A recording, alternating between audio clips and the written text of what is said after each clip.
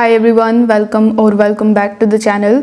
In this quick video, I'm going to show you how to remove facial verification in Binance. So first of all, you need to launch your Binance app and then tap on your profile icon in the top left hand corner of the screen.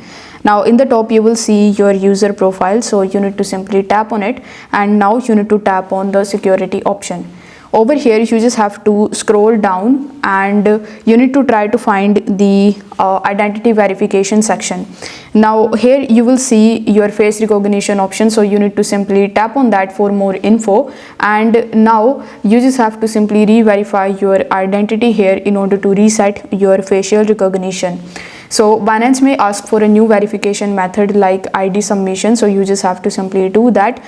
If you are not able to remove your facial verification with the help of this method, you just have to simply try to contact to the Binance customer support team, and you just have to simply request them manually to remove the facial verification from your Binance account.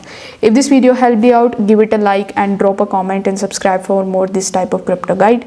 I will see you in the next time.